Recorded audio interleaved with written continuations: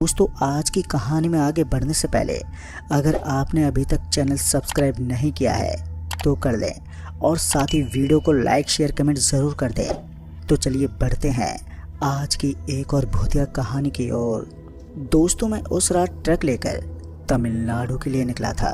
मेरा खलासी गुमसुम बैठा हुआ था कि तभी अचानक से ट्रक के बाईं ओर से दाईं ओर कुछ तेज़ी से निकला, जिसके चलते मैं हड़बड़ा गया और इसी हड़बड़ाहट में मैंने ब्रेक लगा दिया। अभी ट्रक रुकी ही थी कि तभी ट्रक की खिड़की पर किसी ने थपथपाते हुए बोला, अरे कब से बोल रहा हूँ ट्रक रोको। इससे पहले मैं कुछ समझ पाता कि मेरे खलासी जतिन ने एक नज़र ट्रक के बाहर देखा और फिर बिना मुझसे पूछे ट्रक का दरवाज़ा खोलते हुए बोला, अरे आ जाओ बाबा अंदर। इतना बोलकर जतिन थोड़ा अंदर की तरफ सरका और उसके सरकते ये काले कपड़े पहने हुए एक आदमी ट्रक में चढ़ा। उसके हाथ में एक गोल आकार की पोटली थी जिस पर एक बड़ा सा कान बना था। अभी मेरी नज़र उस अजीब सी कान वाले पोटली पर थी कि तभी उस आदमी ने मेरा नाम लेते हुए कहा, अरे भार्गव भाई चलो अब ट्रक भी चालू करो। उस आदमी के मेरे नाम लेते ही मैं चौंकते बोला, तुम्हें मेरा नाम कैसे मालूम? जिस पर वो आदमी हंसते हुए बोला, मेरे महाराज जी त्रिकालदर्शी हैं, उन्हें सब मालूम है। अभी उस आदमी ने अपने महाराज जी का जिक्र किया था कि जतिन एकदम से हाथ जोड़ते हुए उस आदमी से बोला, बाबा मैं एक भारी मुसीबत में हूँ। मेरे माँ पर बच्चे चुराने का आरोप लगाकर गांव वालों ने मेरे पूरे परिवार को बंदी बनाकर रखा है और मुझे वो खोज रहे हैं ताकि हम सबको वो एक साथ मार सकें। जतिन के ये कहते ही मैं चौंक गया। इससे पहले मैं इस बारे में जतिन से कुछ पूछता कि उस बाबा ने अपनी आंखें बंद की और अपनी उस कान वाली पोटली को अपने मुंह के सामने रखा और फिर उस पोटली के कान में कुछ फुसफुसाने के बाद बोला, जतिन भाई तुम बुरा मत मानना, पर तुम्हारी माँ एक डायन है और अब तक वो 100 से भी ज़्यादा बच्चों को खा चुकी है। पर इस बार उसे दरोगा साहब ने रंगे हाथ पकड़ा है क्योंकि अभी भी 3 छोटी बच्चियों को बलि के लिए कुएं में छुपा के रखा हुआ है। मेरे महाराज जी ने बताया है कि तुम्हारी माँ आज गाँव वालों के हाथों मारी जाएगी, पर वो चाहें तो तुम्हारी और बाकी परिवार वालों की जान बचा सकती है अगर वो इन 3 बच्चों के बारे में बता दे और अपने किए की माफ़ी मांगते हुए खुद को मार डाले। पर तुम्हारी माँ ये हरगिज़ नहीं करेगी क्योंकि वो चाहती है कि तुम सब उसके साथ जाओ। इसलिए आज तुम्हारा परिवार ख़त्म हो जाएगा, पर तुम चाहो तो मेरे साथ चल सकते हो। मेरे महाराज जी तुम्हें अपनी पनाह में ले लेंगे। उस बाबा की बात सुनकर जहाँ मुझे गुस्सा आ रहा था तो वहीं जतिन अब बिलक बिलक कर रोने लगा, मानो उसने बाबा की कही हर बात पर यकीन कर लिया हो। और जब मैंने इसी सवाल का जवाब पाने के लिए जतिन से पूछा कि तू ऐसे क्यों रो रहा है, ये बाबा कौन सा सच्चा है जो तू इसकी बातों को सच मान बैठा है। चल अभी गांव चलते हैं और पुलिस की मदद लेते हैं, कुछ नहीं होगा तेरे परिवार को। मेरे चाचा जी विधायक हैं, अभी मैं उन्हीं से बात करता हूँ। अभी मैं ये बोलकर अपने विधायक चाचा को फ़ोन लगाने वाला था कि वो बाबा हंसते बोला, कौन से चाचा की बात कर रहे हो, जो जेल में है या जो अभी ही सड़क दुर्घटना में मर गया है? उसके ये कहते ही मेरा खून खौल उठा। अभी इससे पहले बाबा पर मेरा गुस्सा फूटता कि तभी मेरी माँ का कॉल आ गया और जब उनसे बात हुई तो पता चला कि कुछ ही देर पहले चाचा जी कार एक्सीडेंट में मर गए। ये जानते मेरा गुस्सा शांत हो गया क्योंकि अब मुझे भी उस बाबा की बातों पर भरोसा होने लगा था। अब मैं मन ही मन ये सोच रहा था कि मैं अब उस बाबा से क्या कहूँ कि तभी वो बाबा थोड़ा चीखते बोला, भार्गव भाई अब ट्रक चालू भी करो। उस बाबा की ये कहते ही मुझे याद आया कि मैंने तो अभी तक ट्रक स्टार्ट ही नहीं की है। फिर उस बाबा के इस बार कहते ही मैंने ट्रक स्टार्ट की और वहाँ से आगे बढ़ गए हम। ट्रक तो चल पड़ी, पर अब ट्रक के भीतर सिर्फ जतिन की सिसकियाँ ही सुनाई दे रही थी। वो अभी भी अपने गम में डूबा हुआ था। फिर करीबन आधे घंटे बाद उस बाबा ने मुझे एक जगह ट्रक रोकने को बोला। मेरे ट्रक रोकते ही वो बाबा ट्रक से नीचे उतरा और जतिन को भी अपने साथ आने को बोला, पर जतिन उस बाबा के साथ नहीं गया। इससे पहले मैं ट्रक आगे बढ़ाता कि वो बाबा बोला, अब ट्रक बीच में कहीं मत रोकना, नहीं तो बहुत पछताओगे। इतना बोलकर वो बाबा वहाँ से चला गया और उस बाबा के जाते ही मैंने भी ट्रक आगे बढ़ा दिया। उस बाबा के ट्रक से उतर जाने के बाद अब थोड़ा हल्का महसूस हो रहा था, मानो कोई बहुत बड़ा बोझ उतर गया हो। पर साथ ही मन में उस बाबा को लेकर कई सवाल उठ रहे थे। आखिर उन्हें इतना सब कैसे मालूम? आखिर ये कौन सी शक्तियाँ थी? अभी दिमाग इन्हीं सवालों में उलझा हुआ था कि तभी हाईवे के किनारे एक परिवार लिफ्ट मांगता हुआ दिखा। अभी मैं उनकी मदद के लिए ट्रक रोकने ही वाला था कि तभी मुझे याद आया कि उस बाबा ने ट्रक रोकने से मना किया था। पर जैसे मेरा ट्रक उस परिवार के करीब पहुंचा तो वैसे ही जतिन बोला, भैया ट्रक रोको भैया, वो मेरी माँ है। जतिन की ये कहते ही लिफ्ट मांगने वाला परिवार कोई और नहीं बल्कि उसी का परिवार है। अब ये जानते मैंने फौरन ही ट्रक रोक दिया और मेरे ट्रक रोकते ही जतिन धड़पड़ाते हुए ट्रक से नीचे उतरा और जाके अपने परिवार के गले लग गया। फिर इसी बीच मैं भी जतिन के परिवार से मिलने के लिए ट्रक से नीचे उतरा और फिर जैसे ही मैं ट्रक से उतर के उस ओर पहुंचा जहां जतिन अपने परिवार के साथ था तो वैसे मेरे कदम ठहर गए।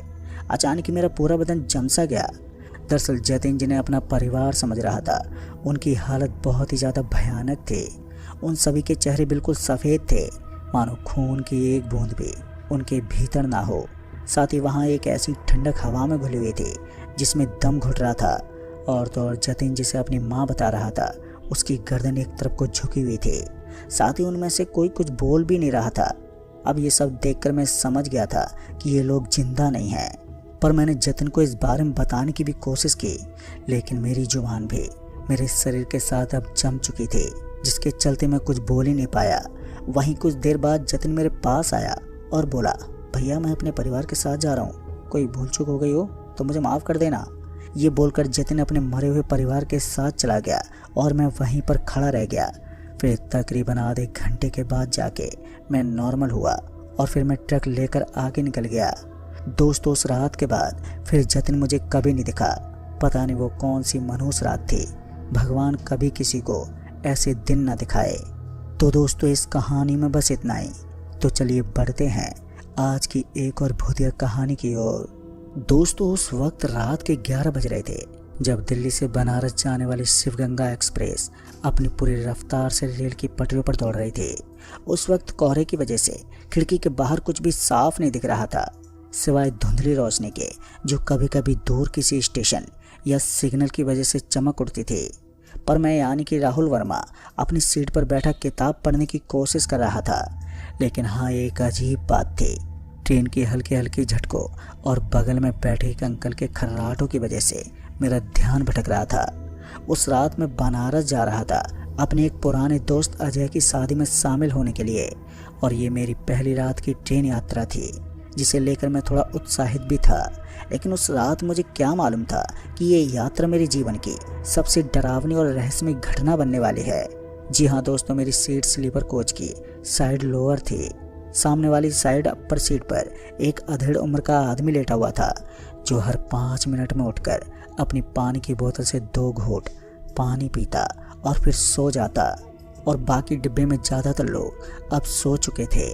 कुछ लोग अपने फ़ोन पर स्क्रीन को स्क्रॉल कर रहे थे और कुछ बच्चे माँ बाप के साथ छोटी मोटी बातें कर रहे थे। माहौल एकदम शांत था, लेकिन कहीं ना कहीं एक अजीब सी बेचैनी बनी हुई थी जो मैं उस वक्त समझ ही नहीं पाया। तभी डिब्बे के एक सिरे से एक आवाज़ गूंजी, पावर बैंक, हाई क्वालिटी का पावर बैंक, सस्ता और टिकाऊ। एक पतला दुबला सा लड़का शायद 20 से 22 साल का एक नीले रंग का बैग लिए डिब्बे में घूम रहा था। पहनावे की बात करूं तो उसने काली जैकेट और जींस पहनी हुई थी और उसके सिर पर एक पुरानी सी टोपी थी जो किसी ज़माने में फैशनेबल रही होगी। उसकी आवाज़ में एक अजीब सी तीव्रता थी, जैसे वो सिर्फ सामान बेचने के लिए नहीं बल्कि किसी और मकसद से चिल्ला रहा हो।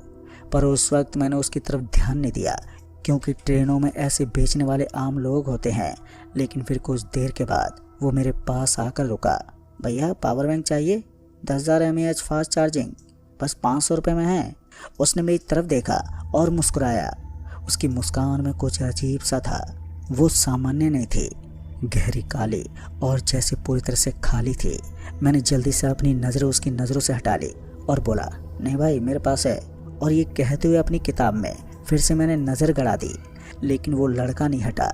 वो मेरे सामने झोंका तो ही खड़ा रहा और मुझे लगा जैसे वो मुझे घूर रहा हो। तभी मैंने ऊपर देखा तो वो अब भी मुस्कुरा रहा था, लेकिन इस बार उसकी मुस्कान और भी ज़्यादा चौड़ी हो गई थी। और वो एक बार फिर से बोला, अरे भैया ये पावर बैंक बहुत खास है, एक बार चार्ज करो, ज़िंदगी भर चलेगा।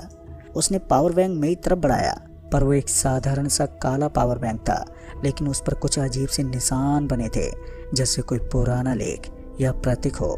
तभी मैंने थोड़ा रूखेपन से बोला, नहीं चाहिए भाई। अब मुझे थोड़ा गुस्सा आने लगा था। आखिर ये लड़का इतना जिद क्यों कर रहा था, लेकिन वो फिर भी नहीं हटा। आखिरकार उसने उस पावर बैंक को मेरी गोद में रख दिया और बोला, लो बस देख तो लो आप इसे एक बार। जिससे अब मेरा सब्र जवाब दे गया और एक बार फिर से मैं बोला, देख भाई मुझे नहीं चाहिए, इसे उठा और चल निकल यहाँ से। मैंने थोड़ा ऊंची आवाज़ में बोला, पर उस समय डिब्बे में कुछ लोग मेरी तरफ देखने लगे। वो लड़का एक पल के लिए रुका, फिर उसने पावर बैंक उठाया और बिना कुछ बोले वो आगे बढ़ गया। लेकिन दोस्तों, जाते जाते उसने मेरी तरफ एक ऐसी नज़र से देखा कि मेरी रीढ़ की हड्डी में सिरहंसी दौड़ गई। उसकी आंखें अब काली नहीं थी, वो पूरी तरह से सफ़ेद थी, जैसे उनमें कोई पुतली ही ना हो। पर दोस्तों, उस रात मुझे नींद नहीं आई, क्योंकि हर बार जब मैं आंखें बंद करता तो मुझे उस लड़के की वो सफ़ेद आंखें दिखती। फिर मैंने खुद को समझाया कि शायद मैं थक गया हूँ, या कोहरे और ट्रेन की हल्की रोशनी की वजह से मुझे कुछ गलत दिखा है। लेकिन उस वक्त मेरे दिल में एक अजीब सा डर बैठ गया था। तभी मैंने अपने बैग से अपना पावर बैंक निकाला और अपने फ़ोन को चार्ज करने के लिए लगा दिया। लेकिन जैसे ही मैंने उसे प्लग किया कि मेरे फ़ोन की स्क्रीन पर कुछ अजीब सा दिखने लगा, और जब मैंने ध्यान से देखा तो स्क्रीन पर एक पल के लिए कुछ अक्षर से उभरे, जो हिंदी या अंग्रेजी में नहीं थे।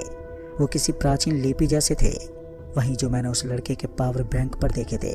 फिर मैंने फ़ोन बंद कर दिया और उसे बैग में रख लिया और ये सोचने लगा कि शायद फ़ोन में कोई गड़बड़ है। लेकिन फिर मैंने देखा कि मेरे सामने वाली सीट पर बैठा वो अधेड़ उम्र का आदमी अब जाग रहा था और वो मुझे घूर रहा था और घूरते बोला, क्या हुआ भैया, सब ठीक है? पर उसकी आवाज़ में एक अजीब सी गंभीरता थी। और फिर मैंने हल्के से हंसते हुए कहा, हाँ बस वो नींद नहीं आ रही है ना, इसीलिए। मेरी एक कहते ही उसने अचानक से पूछा, उस लड़के से क्यों झगड़ा किया तुमने? अब ये सुनते मैं चौंक गया और बोला, कौन सा लड़का? फिर उस आदमी ने कहा, अरे वही जो पावर बैंक बेच रहा था। और ये कहते हुए उसने अपनी पानी की बोतल उठाई और एक घूंट मारा और फिर बोला, तुम्हें उससे लड़ाई नहीं करनी चाहिए थी। तभी मैंने हंसने की कोशिश की, लेकिन मेरी हंसी पूरी तरह से सूखी थी। पर वो आदमी चुप रहा। फिर उसने धीमे से बोला, वो कोई साधारण लड़का नहीं था। अब ये सुनते मेरे दिल की धड़कनें तेज हो गई और मैंने घबराते हुए कहा, क्या मतलब तुम्हारा? तभी उसने मेरी तरफ देखा और फिर खिड़की की ओर देखा और फिर देखते बोला, कभी कभी ट्रेन में कुछ चीज़ें होती हैं जो हमें नहीं देखनी चाहिए, लेकिन अगर तुमने उन्हें देख लिया तो वो तुम्हें छोड़ती नहीं है। अभी मैं कुछ बोलने वाला था, लेकिन तभी ट्रेन अचानक से रुक गई। एक तेज झटका लगा और डिब्बे की सारी लाइटें एक साथ बुझ गई। अंधेरा ऐसा था कि अपनी हथेली भी ना दिखे। डिब्बे में हल्की सी चीखें और बड़बड़ाहट शुरू हो गई। तभी मैंने फ़ोन की टॉर्च ऑन करने की कोशिश की, लेकिन मेरा फ़ोन चालू ही नहीं हुआ। तभी मुझे अपने कंधे पर एक ठंडा स्पर्श महसूस हुआ। मैंने पीछे मुड़कर भी देखा, लेकिन वहाँ पर कोई नहीं था। फिर मेरे कान में एक फुसफुसाहट गूंजी कि तुमने अच्छा नहीं किया, अब देखो क्या होता है। अब इस आवाज़ से डर के मारे मेरा पसीना छूट गया, क्योंकि उस फुसफुसाहट में वही आवाज़ थी, वही पावर बैंक बेचने वाले लड़के की। लेकिन वो अब मेरे सामने नहीं था। मैंने इधर उधर भी देखा, लेकिन अंधेरे में कुछ साफ दिख ही नहीं रहा था। तभी बोगी की लाइटें वापस से जलने लगी और डिब्बे में एक अजीब सी शांति छा गई। पर हैरान की बात तो ये थी कि सामने वाला अधेड़ आदमी अब अपनी सीट पर नहीं था। उसकी पानी की बोतल नीचे गिरी हुई थी और उसका बैग खुला पड़ा था। तभी मैंने हिम्मत करके उसकी सीट की ओर देखा तो वहाँ पर कुछ भी नहीं था, सिवाय एक छोटे से कागज़ के टुकड़े के। तभी मैंने उसे उठाया, पर उस पर कुछ अक्षर लिखे थे, वही प्राचीन लिपि जैसे जो मैंने पावर बैंक और अपने फ़ोन पर देखे थे। दोस्तों, उस वक्त मेरे हाथ कांप रहे थे, पर मैंने उस कागज़ को उस वक्त जेब में डाल लिया और अपने बैग को कसकर पकड़ लिया। तभी ट्रेन फिर से चल पड़ी, लेकिन अब माहौल पहले जैसा नहीं था। हर कोई चुप था, जैसे सबको कुछ अजीब सा महसूस हो रहा हो। फिर मैंने अपने बगल में बैठे एक लड़के से पूछा, भाई तुमने उस पावर बैंक वाले लड़के को देखा था क्या? अभी मैंने उस लड़के से इतना ही पूछा था कि वो लड़का मेरी तरफ अजीब सी नज़रों से देखने लगा और फिर बोला, कैसा लड़का? मैंने तो किसी को कुछ बेचते नहीं देखा। ये सुनते ही मेरा दिल बैठ गया और मैं धीमी आवाज़ में बोला, अरे वही जो नीली जैकेट पहने था, टोपी वाला। ये सुनकर वो लड़का हंस पड़ा और हंसते बोला, भैया शायद तुम्हें नींद में कुछ दिख गया है, मैं तो इस डिब्बे में सुबह से बैठा हूँ, कोई ऐसा लड़का नहीं आया है यहाँ पर। मैं उसी वक्त चुप हो गया और सोचने लगा कि क्या वो सचमुच मेरा वहम था। लेकिन वो सफ़ेद आंखें वो फुसफुसाहट, वो सब तो इतना वास्तविक था। तभी मैंने अपने बैग से वो कागज़ निकाला और उसे ध्यान से देखा, पर वो अक्षर अभी भी समझ में नहीं आ रहे थे। लेकिन मुझे लगा जैसे वो धीरे धीरे बदल रहे हों। तभी मैंने उसे वापस जेब में डाल लिया। पर दोस्तों, अब रात के 2 बज रहे थे। ट्रेन अब किसी सुनसान इलाके से गुजर रही थी। खिड़की के बाहर सिर्फ अंधेरा था। तभी मुझे फिर से वही ठंडा स्पर्श महसूस हुआ, पर इस बार मेरे गले पर। मैंने चीखने की कोशिश भी की, लेकिन मेरी आवाज़ गले में अटक गई। मेरे सामने वही लड़का फिर से खड़ा था, लेकिन अब वो वैसा नहीं था जैसा कि पहले था, क्योंकि उसकी त्वचा पीली पड़ गई थी और उसकी आंखें पूरी तरह से सफ़ेद थी। उसने मेरी तरफ देखा और कहा, तुमने मेरा पावर बैंक नहीं लिया, लेकिन अब तुम मेरे साथ चलोगे। अब ये सुनते ही मैं डर के मारे कांपने लगा था, लेकिन मैंने किसी तरह हिम्मत जुटाई और बोला, तुम हो कौन और ये सब क्या है? तभी वो ज़ोर से हंसा। उसकी हंसी में कोई इंसानीपन नहीं था और एक डरावनी आवाज़ में बोला, मैं वो हूँ जिसे तुमने ठुकराया। मैं वो हूँ जो इस ट्रेन में सालों से भटक रहा हूँ। और ये पावर बैंक, ये कोई साधारण चीज़ नहीं है, ये मेरी आत्मा का एक हिस्सा है। तभी मैंने उसकी बात को समझने की कोशिश की, लेकिन मेरा दिमाग उस वक्त सुन्न हो चुका था और मैं समझ गया था कि वो लड़का एक भूत है। तभी वो फिर से ज़ोर से हंसा और बोला, लेकिन मैं सिर्फ एक भूत नहीं, मैं इस ट्रेन का भी हिस्सा हूँ और अब तुम भी इसका हिस्सा बनोगे। तभी ट्रेन फिर से रुकी, पर इस बार कोई झटका नहीं लगा, लेकिन लाइटें फिर से बुझ गई। डिब्बे में सन्नाटा छा गया। मैंने अपने फ़ोन की टॉर्च ऑन करने की कोशिश की, लेकिन वो काम ही नहीं कर रही थी। तभी मैंने अपने बैग में हाथ डाला और वो कागज़ फिर से निकाला। अंधेरे में भी वो अक्षर पूरी तरह से चमक रहे थे, जैसे उनमें कोई अजीब सी शक्ति हो।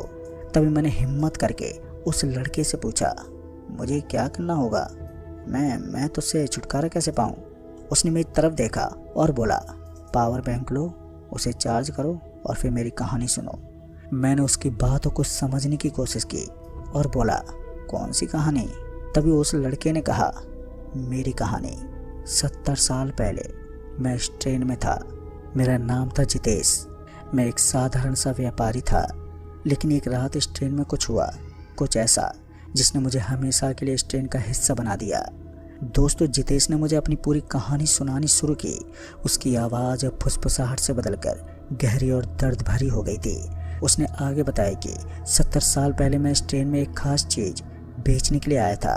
वो एक ताबीज़ थी जिसमें एक प्राचीन मंत्र लिखा था। वो ताबीज़ मेरे परिवार की धरोहर थे और उसे बेचने का फैसला मेरी सबसे बड़ी गलती थी। उस रात ट्रेन में एक आदमी था। वो कोई साधारण यात्री नहीं था। उसने मुझसे वो ताबीज़ खरीदने की कोशिश की, लेकिन मैंने मना कर दिया। उसने मुझे धमकी भी दी, लेकिन मैं नहीं माना। फिर उसने कुछ ऐसा किया जिसने मेरी आत्मा को इस ट्रेन में कैद कर दिया। वो ताबीज़ अब उस पावर बैंक में है। तभी उसने बोला, उसमें वही मंत्र है, वही शक्ति, और अब तुमने मुझसे लड़ाई की तो तुम्हें भी मेरे साथ इस ट्रेन में फंसना होगा। फिर मैंने उसकी बात सुनी और मेरे दिमाग में सवालों का तूफान उठने लगा और मैंने बोला कि मैंने तो तुम्हारे साथ कुछ नहीं किया, मैंने तो बस तुम्हारे पावर बैंक लेने से मना किया था और कुछ नहीं।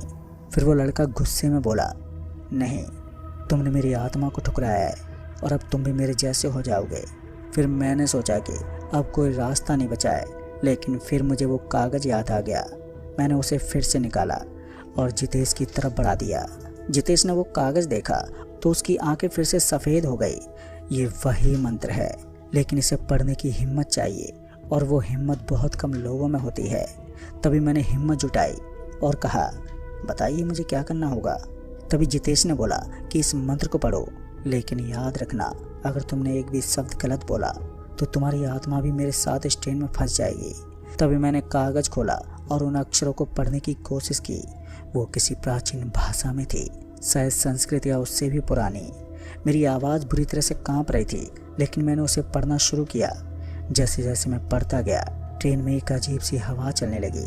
खिड़कियाँ अपने आप खुलने बंद होने लगी और डिब्बे में एक ठंडी सिरहन सी फैल गई। जितेश की आकृति धीरे धीरे फीकी पड़ने लगी, लेकिन तभी उसने चीख कर कहा, रुक जाओ, तुम गलत पढ़ रहे हो।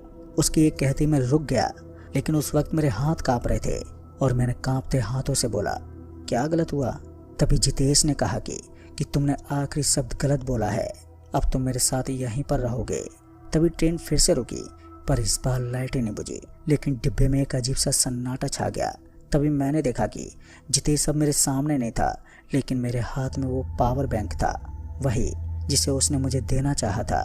तभी मैंने उसे ध्यान से देखा, पर उस पर वही प्राचीन अक्षर चमक रहे थे। और तभी मुझे एहसास हुआ कि मैं अब इस ट्रेन का हिस्सा था। मेरी सीट पर कोई और बैठा था और वो मुझे देख रहा था जैसे मैं कोई अनजान यात्री हूँ। दोस्तों, मैंने चीखने की बहुत कोशिश की, लेकिन मेरी आवाज़ अब गायब हो गई थी। मैंने पावर बैंक को कसकर पकड़ा और डिब्बे में चलने लगा और मैं उसे बेचने की आवाज़ लगाने लगा। लेकिन मेरे अंदर का राहुल अब चीख रहा था कि क्या अब मैं जितेश बन चुका हूँ या ये सब एक पुराना सपना था। मैं नहीं जानता, लेकिन एक बात पक्की थी, ये ट्रेन अब मेरी जेल थी और ये पावर बैंक मेरी सजा। और मैं आज भी इस ट्रेन में रोजाना वो पावर बैंक लेकर घूमता हूँ। तो दोस्तों, इस कहानी में बस इतना ही। कहानी आपको पसंद आई हो तो वीडियो को लाइक शेयर कमेंट जरूर कर दें।